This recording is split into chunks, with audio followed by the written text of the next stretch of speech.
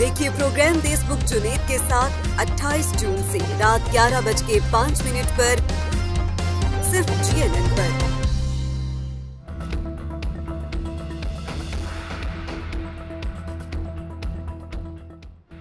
Common sense की बात है कि ऑफिशियल सीक्रेट एक्ट के तहत जराइम का तयन फौज ने ही करना है।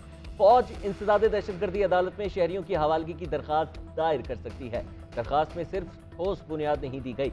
फौजी अदालतों में शहरियों के ट्रायल के खिलाफ समाअत के दौरान चीफ जस्टिस के रिमार्क्स। सिविल सोसाइटी के वकील फैसल सदीकी ने तहरीरी दलाइल जमा करा दिए। मौक़िफ़ इख्तियार किया कि फौजी अदालत में अपील भी उसी अदारे की होती है।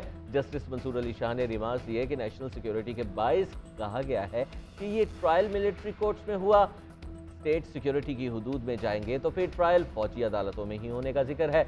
आपने आर्मी एक्ट को चैलेंज क्यों नहीं किया? फैसल सदीकी ने कहा कि मेरा मौक़िफ़ है कि मनपसंद और मखसूस शहरियों का ट्रायल खिलाफ आइन है। जस्टिस मंसूर अली शाह ने रिमार्क किए कि ये कानून ये नहीं कह रहा कि मिलिट्री में काम करने वाला बंदा हो तो ही ऑफिशियल सीक्रेट एक्ट लगेगा। मिलिट्री हुदूद के अंदर होने वाले जुर्म से ताल्लुक पर भी एक्ट लागू होता है।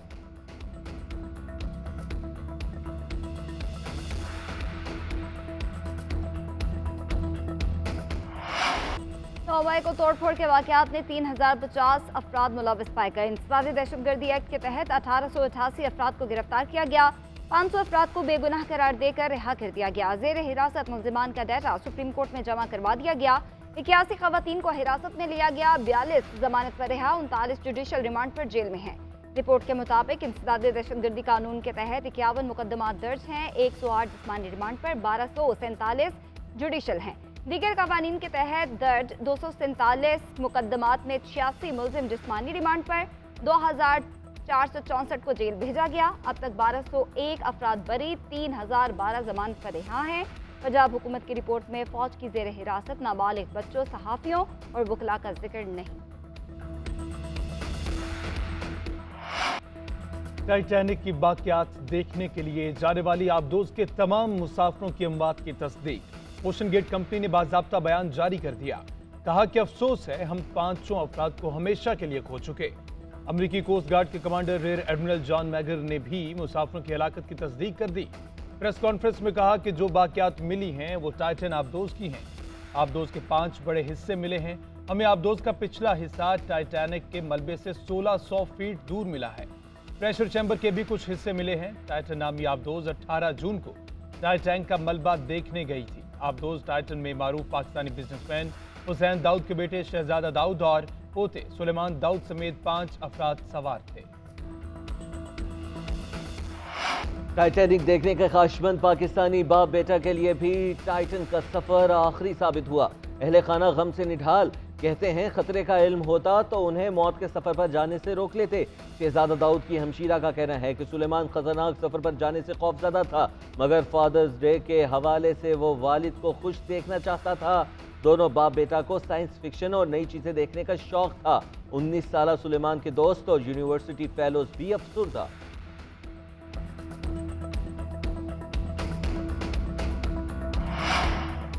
अमरीकी नेवी को टाइटन की तबाही का अंदाजा एतवार से था। नेवी ने ज़ेर समंदर खुफिया निज़ाम से धमाका रिकॉर्ड कर लिया था। अमरीकी अखबार का इंकशाफ रिपोर्ट में बताया कि ये रिकॉर्डिंग सबमरीन की नकलो हरकत की निगरानी के निज़ाम ने रिकॉर्ड की।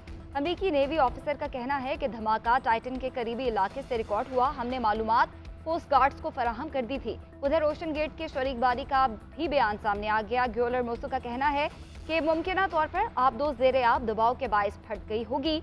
अगर समंदर की तह से कोई मलबा मिला है तो ताज्जुब की बात नहीं है। हमारा प्रोटोकॉल था कि राबता टूट जाए तो पायलट आबदोज़ को तह में ले जाएगा। स्टॉकटन ने भी यही कहा होगा।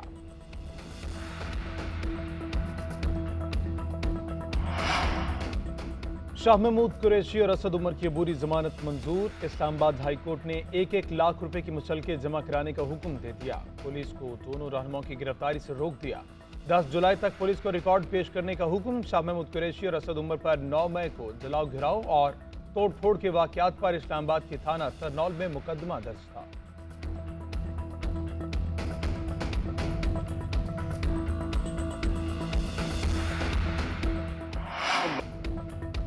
तहरीक इंसाफ के वाइस चेयरमैन शाह महमूद कुरैशी खान ने 9 मई के बाद गिरफ्तार पीटीआई कारकुनों की रिहाई का मुतालबा। कहते हैं, मैं 9 मई के वाक़यात में किसी भी तौर मुलविस नहीं था और मेरी तरह हज़ारों कारकुन ऐसे हैं जो इन वाक़यात में मुलविस नहीं थे, लेकिन फिर भी उन्हें गिरफ्तार किया गया। हम आईनी हुदूद के अंदर रहते हुए अपनी जद्दोजहद जारी रखेंगे। मैं मफरूर था और ना होऊंगा, हमेशा अदालतों का सामना किया।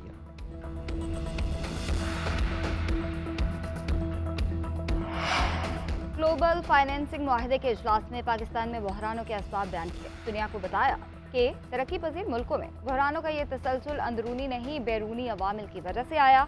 वज़ीर आज़म शहबाज शरीफ कहते हैं, बैरूनी मसाइल के नतीजे में तरक्की रुक गई। सप्लाई चेन में खलल पड़ने से अजनास की कीमतों में इजाफा हुआ।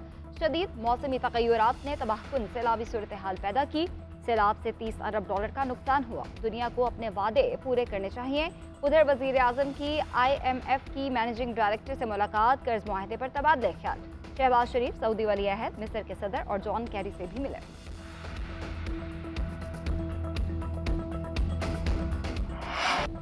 भारतीय वज़ीर आज़म नरेंद्र मोदी के दौरा अमरीका पर अवाम का शदीद गम और गुस्से का इजहार। सिख बरादरी ने धरना दे दिया। न्यूयॉर्क में खालिस्तान के परचम लहराए। खालिस्तान की आज़ादी के लिए नारेबाजी। अमरीकी कमीशन बराए मजहबी आज़ादी का भी बाइडन से भारत में अक़लियतों की मखदूस सूरत हाल उठाने का मुतालबा। कमीशन का कहना है कि मोदी सरकार इम्तियाजाना पॉलिसीज़ के जरिए अक़लियतों की मजहबी आज़ादी तलब कर रही है। हिजाब, मजहब तब्दीली पर पाबंदी, शहरियत के नए कवानीन इंतहा पसंद हिंदुस्तान बनाने के इक़दाम हैं।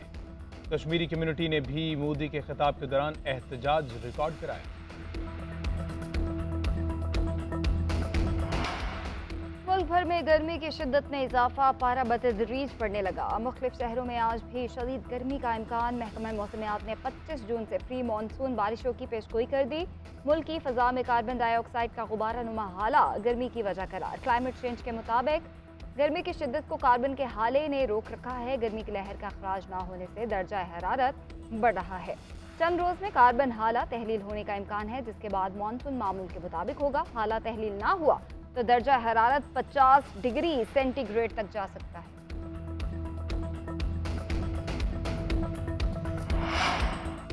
मुल्क भर में बिजली की लोड शेडिंग अरूज पर। मुख्तलिफ शहरों में 8 से 10 घंटे तक बिजली गायब। बिजली की पैदावार 20,000 मेगावाट और तलब 27,000 मेगावाट रिकॉर्ड। शॉर्टफॉल 6,765 मेगावाट तक जा पहुंचा।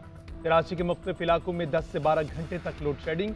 शहर में बिजली की तलब 3300 मेगावाट और सप्लाई 2900 मेगावाट है।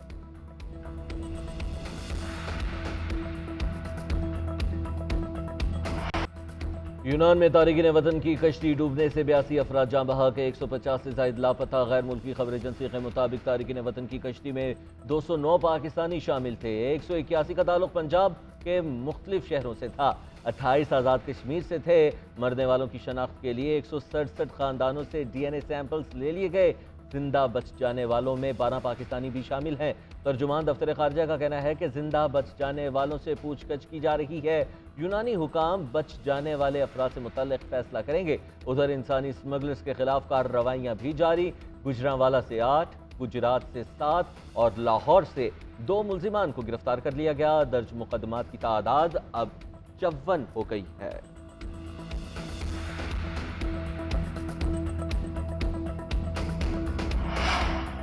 पुलिस वाले बंदे को उठा लेते हैं, भत्ता मांगते हैं। पुलिस ने कब से अदालतें लगा ली। पुलिस ने झूठी रिपोर्ट दी, अदालत के साथ जालसाजी की गई। पुलिस के खिलाफ भत्ता वसूली केस में इस्लामाबाद हाई कोर्ट IG पर बरहम जस्टिस बाबर सत्तार ने रिमार्क्स दिए कि आपके ऑफिसर्स अदालत से मुस्तकिल झूठ बोल रहे हैं। पुलिस एहलकार भत्ता और करप्ट प्रैक्टिस, अगवा और गैर कानूनी हिरासत में मुलविस हैं।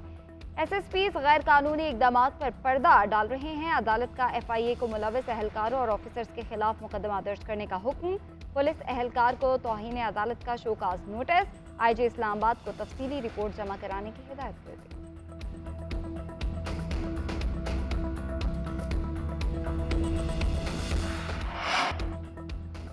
टेक्निकल तालीम हासिल करने वाले कैदियों की सजा भी कम होगी। निगरान वज़ीर आला पंजाब मोहसिन नकवी की ज़ेर सदारत जेल रिफॉर्म से मुतल्लिक़ अहम इजलास।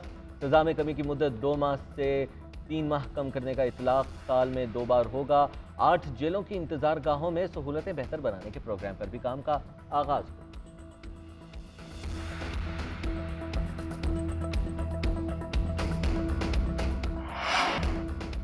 बरतानिया में शरह सूद में बड़ा इजाफा। बैंक ऑफ इंग्लैंड ने शरह सूद में यकमुश्त 50 बेसिस पॉइंट्स का इजाफा कर दिया, जिससे मुल्क भर में सूद की शरह 15 बरस की बुलंद तरीन सतह पर पहुंच गई। शरह सूद को 4.50% से बढ़ाकर 5% कर दिया गया। दिसंबर 2021 के बाद शरह सूद में यह मुसलसल 13वीं मरतबा इजाफा है।